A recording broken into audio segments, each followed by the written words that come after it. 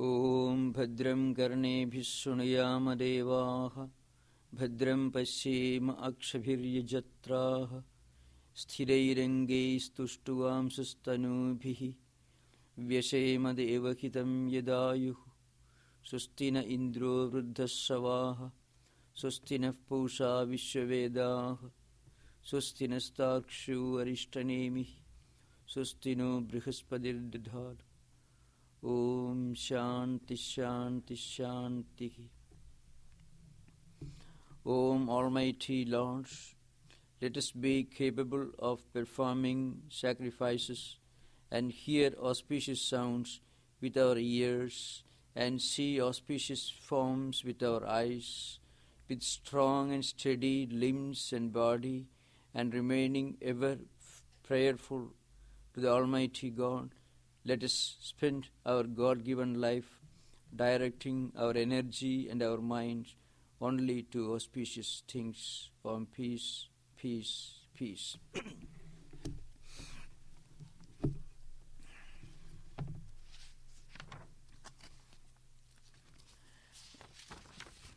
Some of you students have requested for clarification of certain points that we discussed during the last few classes or related to different schools of Buddhism. The first the first topic that is raised is here. In the last class it was mentioned that the Sautrantikas contend that external objects are not perceived but known through inference. How can the existence of anything, be it an idea or an object, be inferred through anumana without a prior perception of that thing? Nama, Rupa, etc. are inextricably connected. Please elaborate now. Now, as an introduction, I must give a brief outline of the developments of Buddhist philosophy. It's called the later Buddhism. As I said earlier, Buddha himself did not expound an intricate philosophical system. His philosophy was more or less a kind of ethical system. He didn't bother much about life after death or anything of a transcendental nature. So his philosophy was mostly confined to the Four Noble Truths and Eight Noble Paths. I'm not going to those details. Now, as I said, we are going to deal with the later schools of Buddhism. There have been four distinct schools of thought in later Buddhist tradition. Two schools of realism and two schools of idealism. Realism implies the belief in the reality of external objects. Idealism is its opposite. Idealists do not attach a permanent ontological status to external objects. It's the main difference. Now, there are two schools of realists in Buddha tradition. One is Sautrantika, that's mentioned in this question, raised by some students, and other is Vaibhashika. Both these schools are realistic schools. Both believe in the ontological status of the reality of external objects. But there is a difference in their views with regard to how they perceive or understand or cognize external objects. See, you are seeing an object in front of you. Well, to make this idea clear, I shall just give an outline of the two schools of idealists. To understand the true position of realists, we must have an idea of the true position of their opposite, their opponents. The idealists, especially Vijnanavadins, or subjective idealists believe that external things are absolutely unreal. They do not have the ontological status of reality. They exist so long as their mental impressions prevail, exist in our mind. So they exist only as ideas within us. A question may naturally arise, and this is the question raised by the realists as a whole. They ask this question. Now, if you argue that external things have no status of reality, if they are totally unreal, and everything is perceived within the mind, the question arises. In that case, you should be able to cognize things even in the absence of external objects. See, you should be able to see a tree even if there is no tree in front of you. That's the question.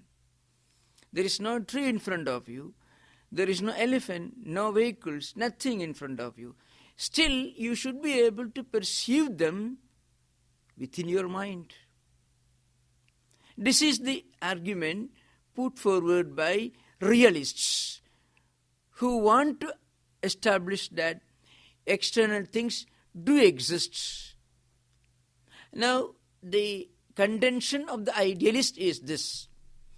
External things may exist in front of you, but you recognize those external objects. You give them the ontological status of a real object only if an idea of those objects exists in your mind.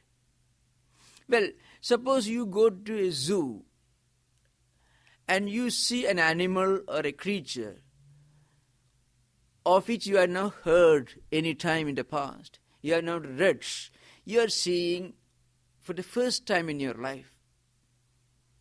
You don't recognize that creature because you have not formed an idea of that creature in your mind. There is no idea existing within your mind which should help you to recognize that animal or that creature. If there is a horse, we immediately recognize it's a horse because we know what a horse is like. So we have a clear understanding, idea of what a horse is in our mind. So when we see a horse in front of us, we immediately recognize it is the horse. So there is always a connection between the mental idea, mental impression and the external objects. With regard to cognition, I am giving this example to drive home the idea that much can be said for and also against the realists as well as the idealists. The idealists have their point of view and there is some logic behind. So to the realists, the idealists say, unless you have formed an idea in your mind, an impression, you won't be able to recognize the object in front of you, even if you see an object. And against this, the realists argue, without there being an object in front of you, you will not be able to recognize that object even if it is in your mind. Because otherwise, you should be simultaneously perceiving everything in this world, every moment, everywhere. That doesn't happen. When you see an elephant in front of you, you visualize, you cognize, you recognize the existence of an elephant. If your cognition is not dependent upon the existence or the reality of an external object in the form of an elephant with a definite shape and form, then your mind itself can cognize everything. Whatever impressions you have gathered in your mind, those things could be cognized everywhere, every time, simultaneously. But it doesn't happen. So both the realist and also idealist have their point of view. Now I am coming to the Sautrantika school of philosophy, which is subject of discussion here. Sautrantikas, as I said earlier, believe in the reality of external objects. But they say these external objects cannot be directly perceived. So Sautrantika view is sometimes compared to representationism, which was put forward by Descartes, Locke, Berkeley, Hobbes and other thinkers in Western world.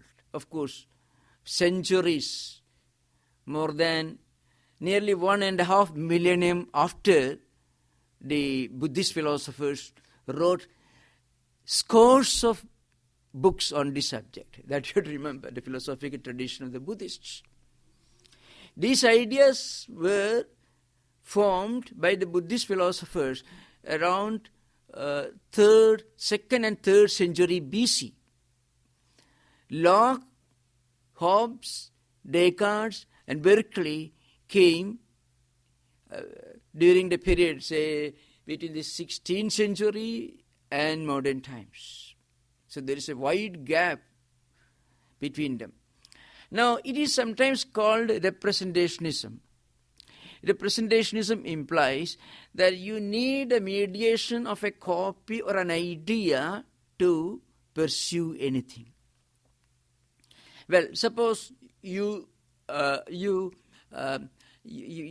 see an object in front of you. The first condition is there should be an object in front of you. That's the argument of the Sautrantikas. You should see an object there should be an object in front of you. A horse, for example.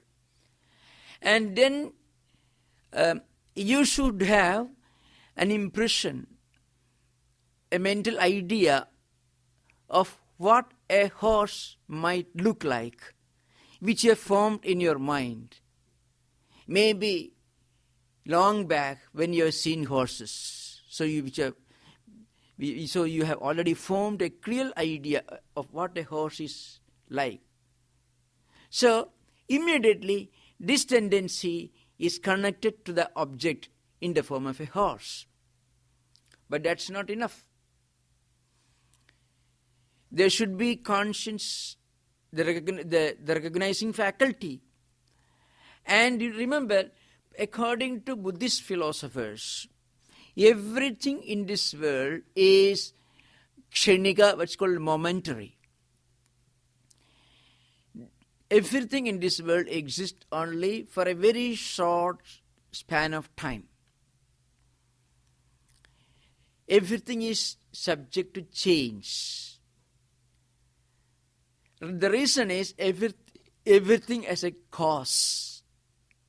Praditi samutpada means the dependent origination. Everything originates from something else, and everything is an effect in its relation to its cause, and everything is a cause in its relation to something which originates from it. That's the idea. Pot is the effect of clay.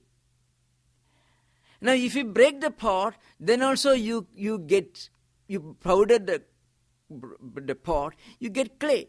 So in relation to the second type of clay, pot is the cause, but in relation to the clay from which this pot is made, pot is effect. So everything in this world is also a cause and also an effect. Now anything which is caused cannot be eternal, because it is cause which actually becomes the effect. Ice becomes water and water becomes ice. So ice is not permanent, because if you melt it you get water. Water is not permanent. If you freeze it, it becomes ice. So everything is a cause and everything is an effect. So this changeability is philosophically analyzed, very elaborately analyzed by Buddhist thinkers as the property of momentariness. Means moment means kshana, means Actually, it is smaller than, shorter than moment. A split second, fraction of a split second. So everything is changing everywhere, every time. So, and then to be able to cognize something, you also need light. You need a light to see an object in front of you. So the object is necessary. A conscience with cognitive faculty is necessary. Some other auxiliaries are necessary, like light or whatever, lamp or whatever it might be.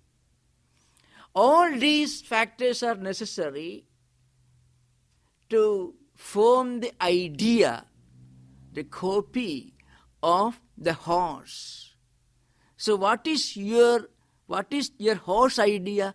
Your horse idea is not the horse itself, it is the horse idea created by all these factors. Secondly, the second argument is, when you see an object in front of you and you say, well, this is the horse I am seeing, it is not the same horse. Because the horse that you first saw has gone, because everything is changing every moment. And then the horse which you point out is different, because it is only an inference of the horse that you actually saw. The horse that you saw has gone. Why? Because every moment everything is changing. So if this is the horse, this is actually not the horse which you actually saw maybe a few split seconds earlier. So everything is changing. So one can never really understand, cognize anything through direct perception. Whatever you pursue is only a representation of the object that you see. It is called representationism.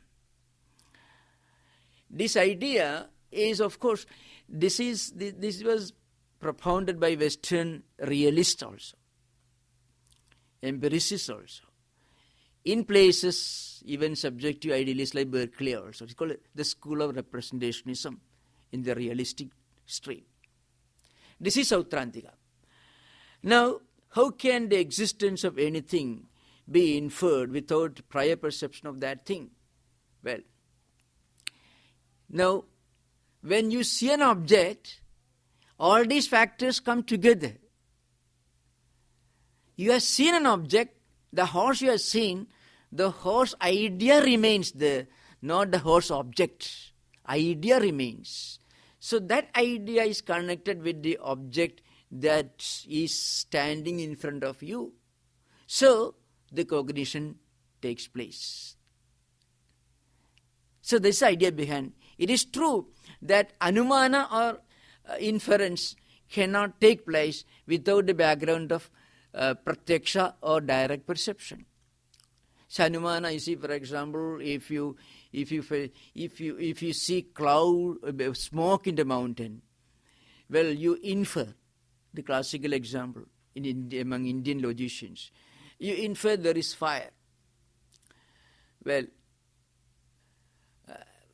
suppose a small child, or a moron, who has no brain, no ability to perceive anything, if he sees a lot of smoke coming from the top of a mountain, he may not be able to infer that there is fire there.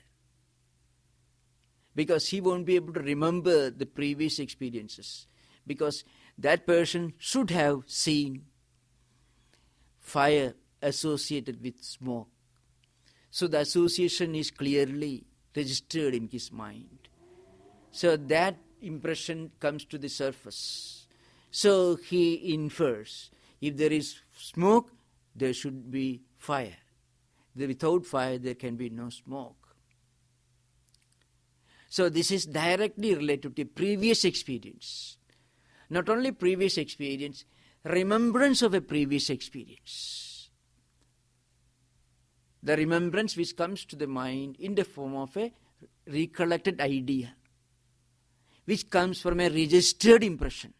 Because formerly you have walked through some mountainous places, and there was smoke. Later you made inquiry, somebody told you there is fire burning, that's why there is smoke. So you formed this idea. So this registered. And this idea takes the form of an impression and tendency. After 10 years, if you're walking through the road and if you see smoke coming from a nearby mountain, you immediately infer. So inference means anumana. There is fire. So inference is not possible without direct perception. So that is true. But Sautrantikas, their argument is this. This mediation, representationism or representation creates the background for the perception. Not perception, perception in the form of inference. Recognition of the objects in the form of inferential, that is bahya anumeyavadinaha, means their position is you come to know of external objects only through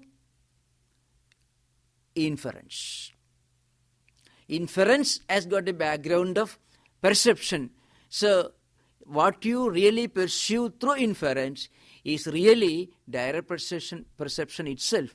You call it by a different name. That is the view of their opponents called Vaibhashikas, the other school of realists. In fact, among Buddhists, they are the real realists, Vaibhashikas, who believe that external things are real and they can be perceived. They call it Bahya Pratyakshavadanah. Pratyaksha means direct perception. So, their opponents, the other school of realists, known as Vaibhashikas, who believe in direct perception, argue.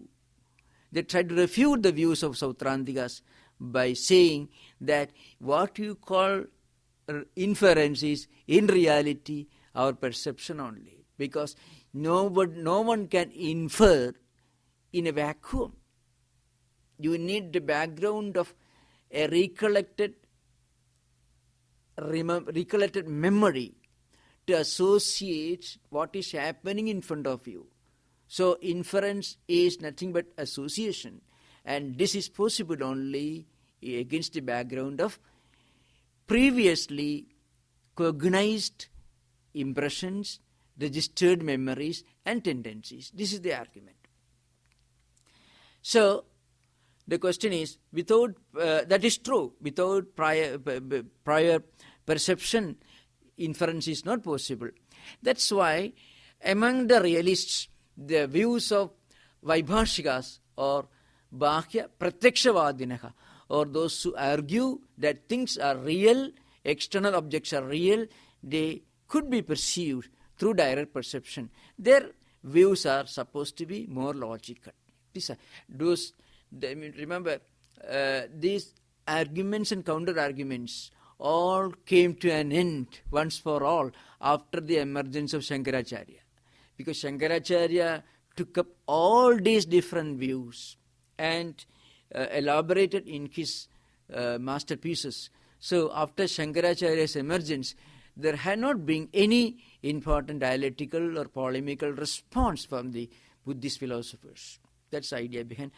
There are three important doubts. Perhaps we won't have any class today. Anyway, I will discuss this point. It's very important to a proper understanding of the Vedantic philosophy, especially in the Mandukya, Karika, Prakriya, as it's called in Gaudapada's approach. You mentioned that there are some common points between Gaudapada's Ajatavada and Nagarjuna's Shunyavada, because he was essentially a Vedantin. One of the main that's one thing. One of the main similarities seems to be that the Madhyamika view does not deny reality, but only the apparent phenomenal world we pursue in our ignorant state. Could you go over the similarities in thought between the two and where they fundamentally differ? Now, as an introduction, I will just point out a few important points. Madhyamika philosophy was expounded by Nagarjuna. in his famous book. It's called Moola Madhyamika Shastram or Madhyamika Karika. Nagarjuna was the chief exponent of Shunyavada, or the doctrine of emptiness, the doctrine of voidness. Now, the idea of non-origination, that's what I'm coming to. And also the concept of Shunyavada. Now, Nagarjuna does say in his Madhyamika Karika that the phenomenal things are not absolutely real. They are what in his own language, Loka Samvriti Satyamcha Paramarthataha. This is the statement in Madhyamika Karika. He says there is absolute reality which is Shunya, which is the only reality. And then the phenomenal reality, the relative reality, what Vedantins call the Vyavakarika Satta, the relative entity, this world and all these external phenomena, all these are unreal. It's called Samvriti Satya or Loka Samvriti Satya. That is only relative truth, common sense objects. Everything in this world you find. Whatever you see around you, even the human body, the five senses, the cells, the flesh, the blood, everything, bones, everything. So also the valleys, mountains, rivers, everything. All these are changing. And anything which changes is only relatively true, which is called Samvriti Satya in the language of Madhyamikas or Nagarjuna. What Vedantins called Vyavakarika Satta is called Samvriti Satya by Nagarjuna. Vyavakarika Satta means common sense experience, things that we experience in our normal phenomenal life, things which are changing but still nevertheless true in the relative plane. This is called relative reality. Vedantins say Brahman is the only reality which is immanent, omnipresent, omniscient, transcendental, is beyond time, beyond space, beyond causation, beyond verbalization, beyond definition, description, which is only a matter of inner intuitive experience. This is the view of Advaitins or Vedantins. Now, with regard to non-origination, the idea is this. Both the Shunyavadins and also Advaitins do argue that the world as such has not come into existence. Why? Coming into existence itself means something which really becomes absolutely real.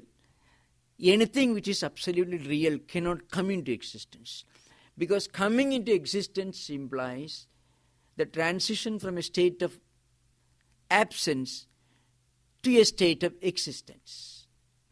Anything which exists for all times already exists before it comes into existence, which means it cannot come into existence. So if you say it came into existence, means it will go away from existence, it will disappear, it will vanish. So it cannot be absolutely real. It's only relatively real.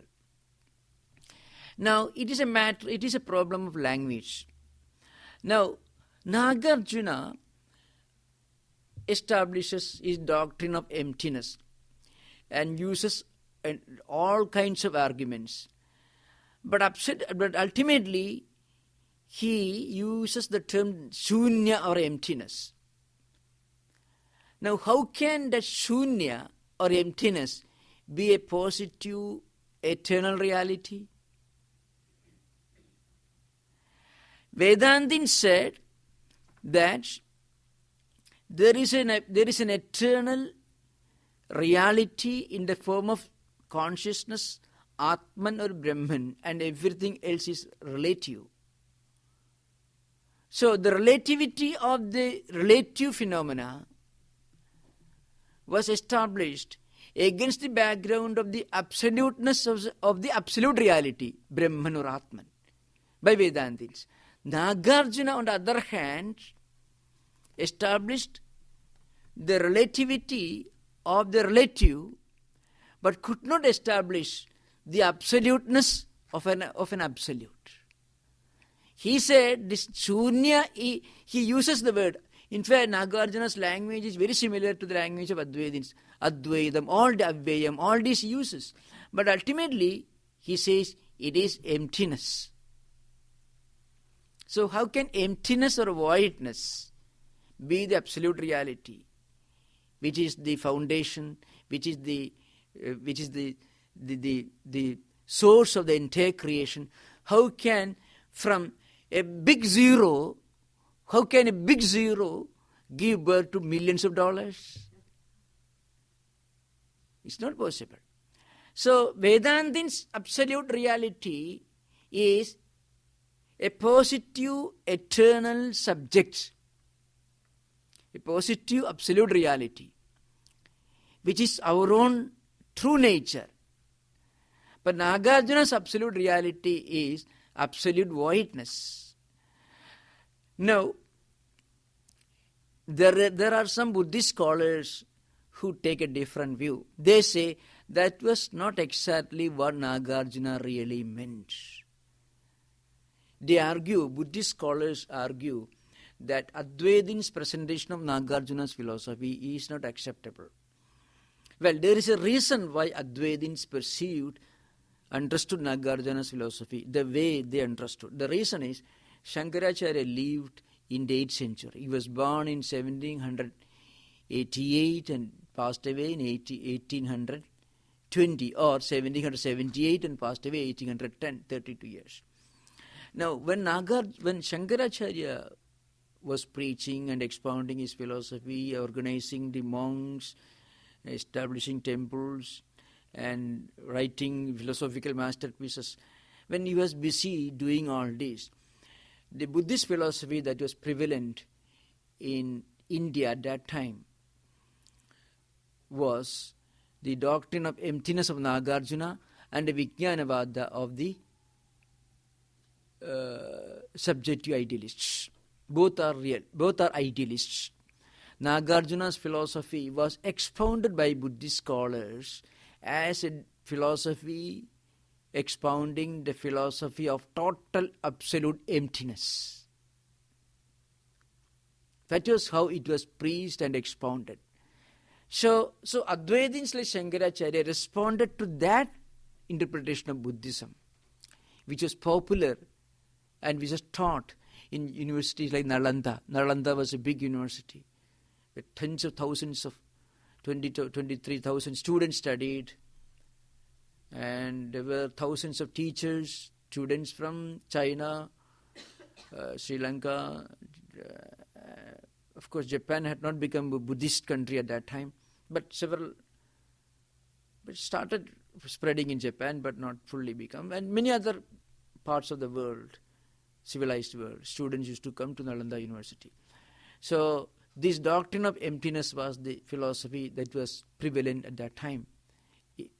At least that was the school of thought which passed for Nagarjuna's Madhyamika Siddhanta, or the philosophy of doctrine of emptiness, Shunyavada. The other school of idealism was Vijnanavada, or subjective idealism, of Asanga, Maitreya Natha and others. Now, one point to remember is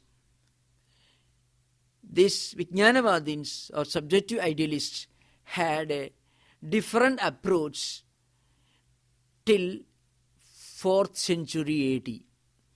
According to the early philosophers of Vijnanavada, subjective idealism, the mind or consciousness, chittam as they call it, is an eternal, unchanging subject, an absolute reality. So they accepted, or they gave the ontological status of absolute reality to what they called the eternal subject, or chittam, or consciousness. and everything else is fleeting, changing.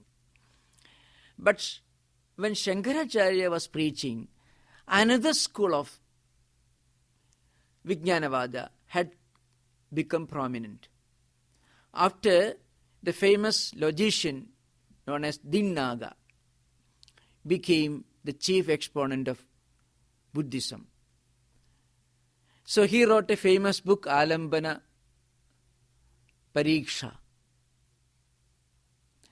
And in this book, Dinnaga established the view that everything in this world is impermanent.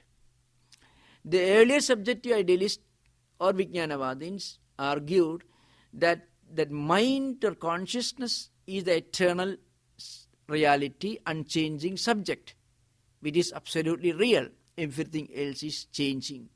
It's only relative. But the later Buddhists, like Dinnaga, argued that even this permanent absolute consciousness or mind also is impermanent. That means everything in this world is impermanent. So Shankaracharya took up that school of Buddhism and refuted it. That's the idea behind.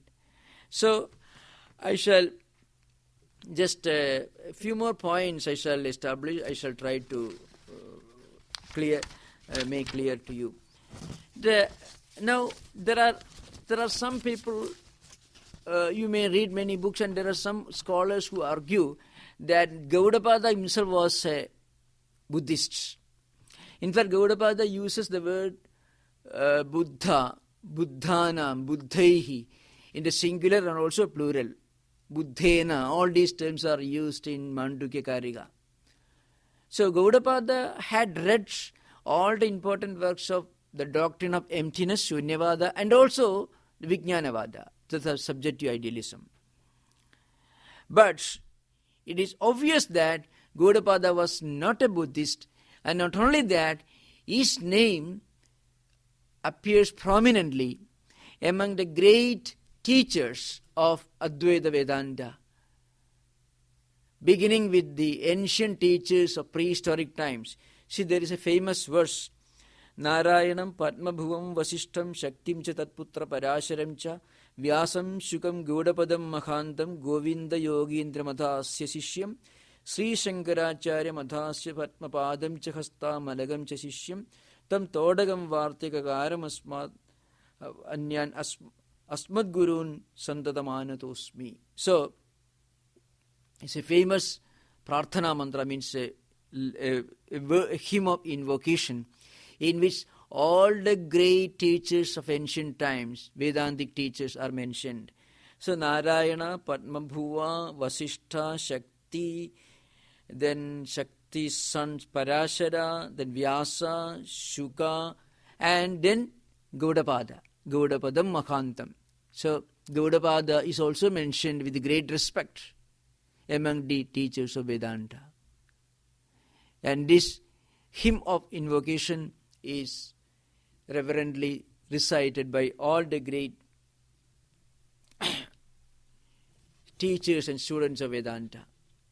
It has been going on for the last at least 1400 years. And not only that, Shankaracharya, in his masterpiece, Commentary on Brahma Sutra, which is an important logical book, he quotes from the Mandukya Karika that we are studying now. He says, Atroktam Vedantartha Sampradaya Vidbhihi Acharyehi Anadimaya Supta. So he says, he refers to Gaudapada as a great traditional Vedantic teacher. And he refers and he quotes his verses with a great reverence and respect. And second point is, Mandukya Karika is based on Mandukya Upanishad. Mandukya Karika is an elaboration of the philosophy of Mandukya Upanishad. There is a reason why I am referring to this. Sometimes we feel that the doctrine of non-origination propounded by Gaudapada in Mandukya Karika was borrowed by him from Buddhist Scriptures.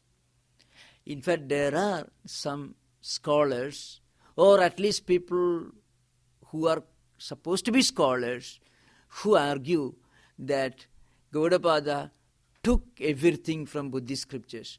One is the famous Surendranath Dasgupta, and again Vibhushekara Bhattacharya. Some of these writers have tried to argue that Gaudapada took or borrowed everything from Buddhist scriptures, but absolutely meaningless, absolutely illogical, absolutely wrong stand. Because anybody who reads Gaudapada's Mandukya Karika will understand that it is a commentary on the Mandukya Upanishad. And not only that, it quotes the Turiya Upanishad by name, and in many places, many of these ideas are indebted to Brihadaranyaka, Chandogya, even Bhagavad Gita. No Buddhist scholar, Buddhist philosopher would ever quote from Brihadaranyaka or Taittiriya or Bhagavad Gita. And not only that, at the end of the book, you find the 4th chapter, 99th verse. Gaudapada says, Naidad Buddhena Bhashitam. He categorically says that his philosophy, this philosophy expounded in the Mandukya Karika, as not being taught by Buddha. Buddha never taught this philosophy. Gaudapada makes a very, very categorical statement. That means the doctrine of non-origination stated here in the Mandukya Karika has nothing to do with Buddhist philosophy. And not only that, in Mandukya Karika, in the 2nd chapter, 25th verse, there is a reference to Buddha's Manayiti Manovido Buddhiriti Chatadvidaha. Mean Buddhi is this, it is a clear reference to the school of Vijnanavadins, subject to idealists. So, sometimes, some of you may read some modern books in which the authors would tell you that Gaudapada refers to Buddha. Dipadam Varam, it's called. So, all these are references to Gautama Buddha. Gaudapada had a great regard and respect for Buddha, but according to Vedantins, Buddha himself was a great exponent of Vedanta. So, all these, I just wanted to refer to a few important points, because some students take so much interest in pursuing the study of Mandukya Karika. And not only that, there's a large number of passages in Gaudapada Karika which seem to be the echoes of Mula Madhyamika Karika, Nagarjuna. You may feel, sometimes you come across many verses which are similar to the verses found in Nagarjuna's masterpiece, Madhyamika Karika. See, Bhudam na jayade kinjit abhudam na iva jayate, soto na parato vapi na kinjit vastu jayate. All these may perhaps resemble, may appear to be similar to some of the ideas expounded by Nagarjuna. But the reality is, all these ideas are expounded to show that to the extent Nagarjuna agrees with some of the Upanishadic philosophy, Gaudapada is in full agreement with his views. Otherwise, he is not. This is the idea behind. Now, the third question is this. The Buddhists hold a theory of momentariness. That is Kshanikavada, I already explained here. Things exist only for split seconds. Everything is impermanent. That's a Buddhist view. Conditional. Why? I told you earlier, they believe in dependent origination. So everything comes from a cause, and anything which has a cause cannot be permanent. It will change. Everything in this world is an effect in its relation to the cause from which it comes, and it is the cause in relation to something which originates from it. According to some scholars, Buddha's later followers held that things do not exist even for a short period of time, but only for a brief moment. In fact, the word kshana is expounded very elaborately in some of the polemical, dialectical works of Buddhist philosophers, as some shorter than even a moment. Unless something that is relatively unmoving and or unchangeable is accepted, which is not in Buddhism, in relation to our compared to Upamana, with what can movement be pursued? How do the Buddhists explain this?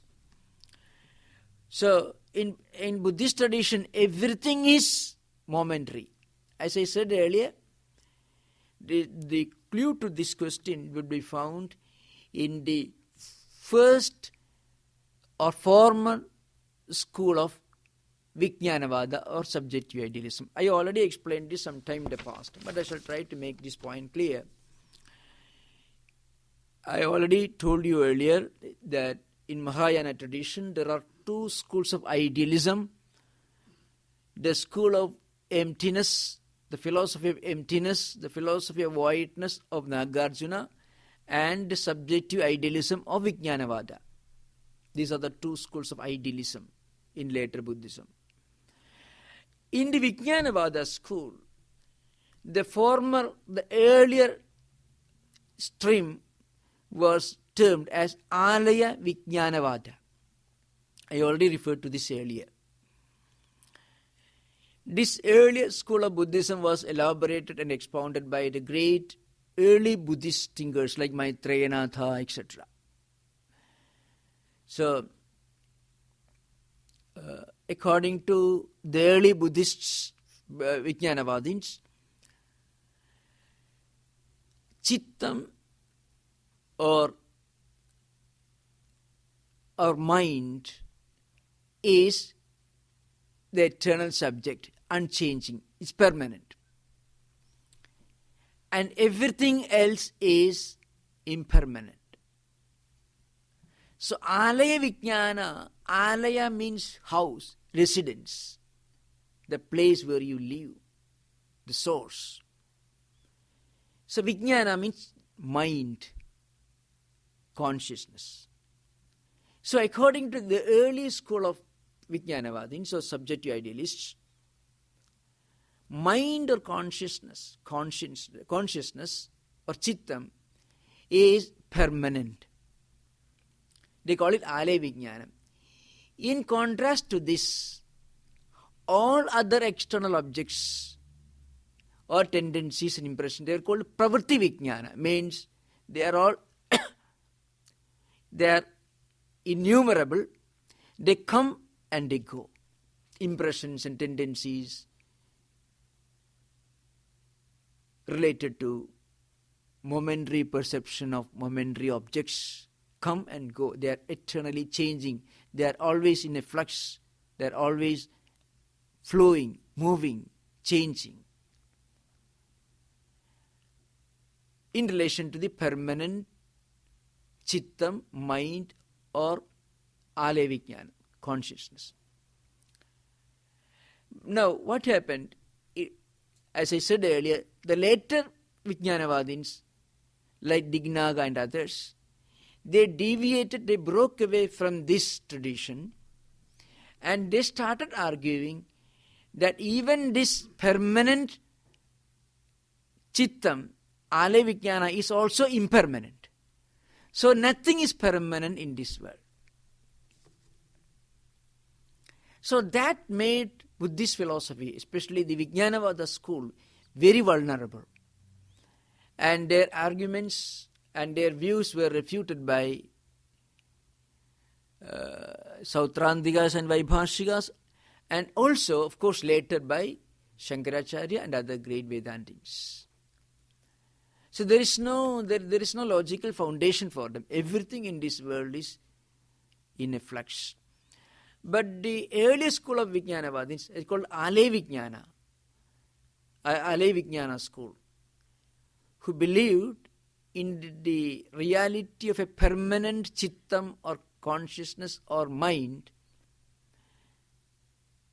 The whole idea seems to be more logical. The impermanence of fleeting objects can be understood in relation to the permanence of the permanent mind, consciousness, or Ale Vijnanam.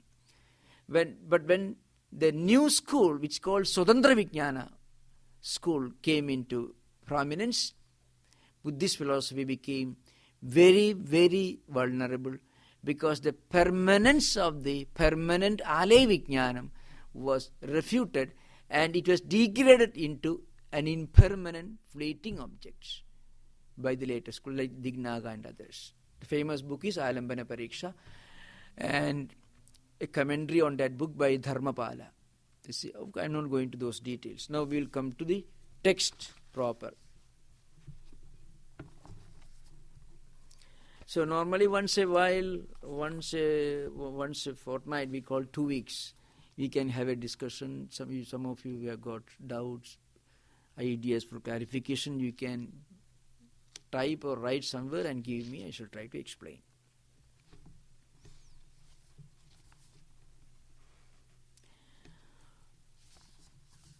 Now we will come to the 3rd chapter.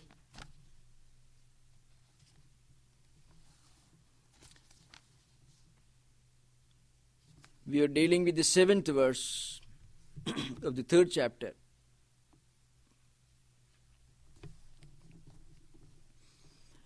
We have to remember the old analogy. The idea is that individual consciousness, Jivatma, is the same as the universal consciousness, Paramatma. The individual consciousness is not a part or a volute of the universal consciousness. There is no distinction at all. We have to remember, we have to recollect the analogy of a pot that is kept in front of us.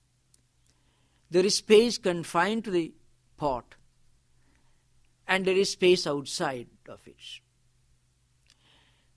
We can't say that the space within the pot is a part or a volute of the space outside, because the space doesn't change, it doesn't evolve, and it doesn't break into pieces. The moment that pot is broken, the space that appears to be confined to the pot merges with the universal space outside. Similarly, the moment we realize that we are not this psychophysical mechanism, that we are the eternal consciousness, we are the Atman, the moment we identify our unity with the universal consciousness, at that very moment we realize our true nature. We are one with the universal consciousness. Thus, that idea is explained here. Na akashasya ghadakasho vikara avayavo yatha naivatmana sada jivo vikara avayavo tatha. So ghadakasha means the space confined to the pot. Sometimes we may argue,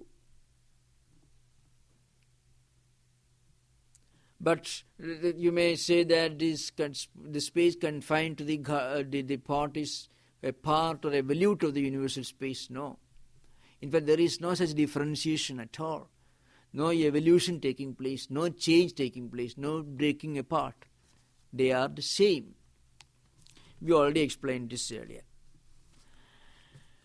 Now, what about those who really think that we are different? The Vedins, for example, those who belong to the Madhva school, they believe that everything in this world is different from everything else. God is different from us. We are different from God. Every being is different from every other being. Every creature is different from every other creature. Every object is different from every other object. So according to these pluralists or dualists, if you assemble 100 pots and pans and other vessels made from the same clay, They would tell you there is absolutely no similarity between the pots and pans. They may be all made of the same clay. They would say everything is different. Why? Because glass is small in size, it has got a different shape. The bigger vessel has got a different size and shape. So also a pot is different in size and in shape. They are different. But Vedantins say this difference in shape, form, name, all these differences are only relative. Behind this, there is the underlying unity, the thread that unifies all these different vessels made from the clay. Why? The clay is the common factor. That is unifying threads, which unifies, harmonizes all these different objects. So as clay, they are the same. But we don't use a pot for drinking water, we have to use a glass. So for practical utility, we may not be able to use all these objects for the same purpose, but that doesn't affect the unity or identity or uniformity of all these objects. This is the idea behind. So, yatha bhavadi balanam gaganam malinam malehi. What about these people who think that everything is different from everything else? They are like children. The word bala used. Bala actually means manda buddhi nam. I mean those who are dull-witted, those who don't have proper rational understanding, or small children, kids. That's the idea behind. Both meaning can be taken. Children, when they look at the sky, for example in the evening, when there is a lot of dust and cloud, if the child asks you, why is the sky black or blue?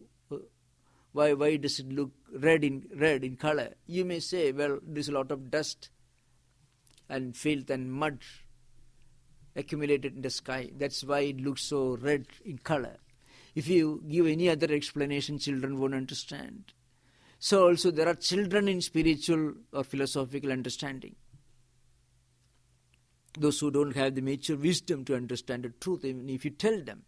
So, Gaudapada says, those who believe in duality, in differences, in plurality, those who cannot pursue unity and oneness of creation and existence, are like children who will not understand if you tell them that, oh, actually the sky doesn't get dirty or filthy. These clouds will vanish, the sky remains the same. Children won't understand.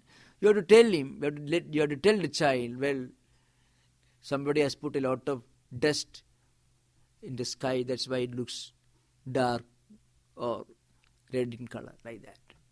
So also people believe everything is different from everything else. So in Vedanta you always find this trend from many to one. Those who are ignorant believe the realities are many. Those who are enlightened believe the reality is one. And again from gross to subtle.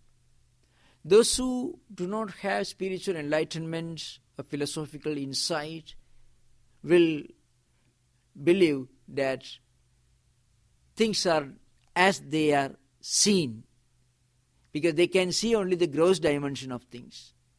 But those who are spiritually or philosophically evolved will realize that there is a subtle reality behind everything. All that is seen have a different subtle reality behind. So there is always a movement or evolution from many to one. When you become spiritually evolved, you move towards the ideal of one, unity, oneness, identity between the individual soul and universal soul. When you are in a state of ignorance, we believe in duality and plurality. And again there is a movement from without to within. At the grossest level, when we believe in duality and plurality, when we believe in many, when we cannot see the one behind the many, then we are looking only at the surface of things. So we can see things only from outside. But as we grow deeper, as we realize the immanent reality within, we also realize that this immanent reality is also the omnipresent reality. Then there is a spiritual evolution from without towards within, from gross to subtle, from many towards one, and from dualism to non-dualism. This is the spiritual evolution, and this is also the path of philosophical insight. This you can find in the teachings of all the great philosophers of the world. So, today we shall conclude. Om Shanti Shanti Shanti Hari Om Tat Sat.